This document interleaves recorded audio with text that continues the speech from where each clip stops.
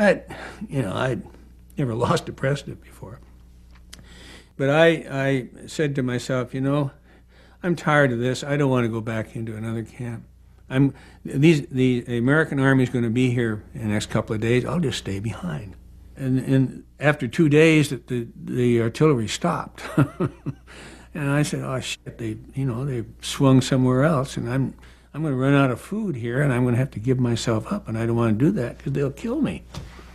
And so I said, well, I know where I am, and I know where I have to go. And so over the next 10 or 12 days, I walked about 120 kilometers. And the only problem I had in traveling that is that I didn't have any papers, and I couldn't walk across a bridge. So what do you do when you can't walk across a bridge? You have to swim the river. So I was always wet. And there's nothing as wet as a GI overcoat.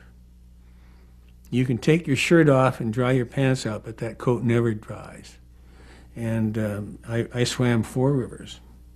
Finally got down to the border, and I knew it was the border into Switzerland because I knew it was the Rhine River. And there was a barbed wire on the German side, substantial barbed wire, double system with tangle wire in the middle. Watched the German guards and their dogs walk it, so I used the same, and they would walk it at 4 o'clock, and then they would walk it the next morning. And I said, I got to get out of here, and if I'm going to do it, I'm going to get out at night.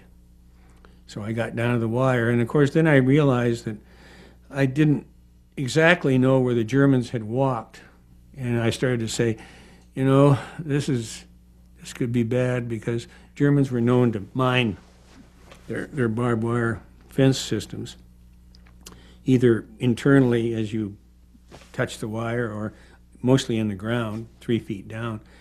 So I started to dig, and I didn't have any tools, and I bloodied my hands and got through the first strands. The tangle wire was the worst because you can't avoid it. You lift it, and just when you think you're out, it's caught your pants, and I ripped myself up quite a bit, and finally got through.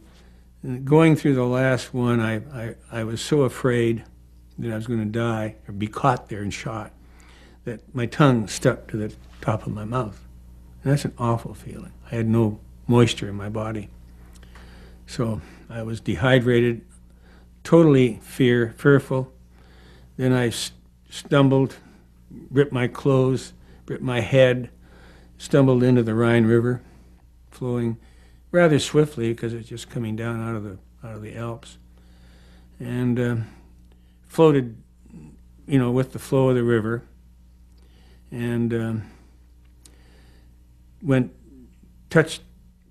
could touch the ground near the bottom in most places, but I could swim too, and kind of got myself up to the other bank and just kind of collapsed, kind of fitfully passed out.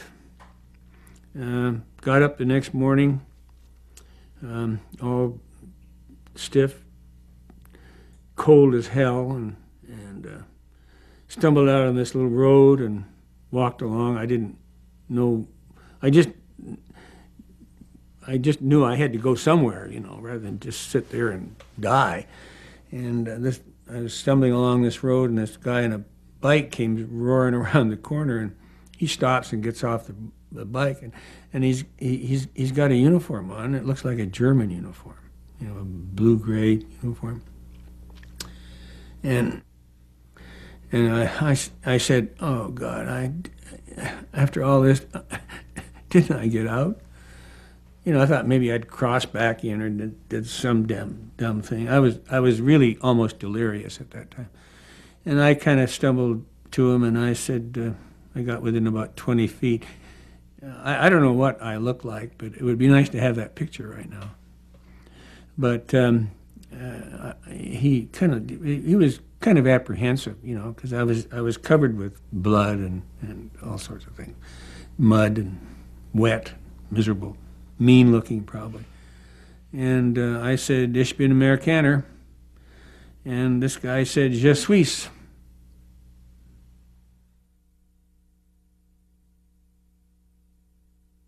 I have seen German soldiers who were prisoners in Russia coming home, and their filthy, dirty, greasy clothes, and maybe don't have shoes.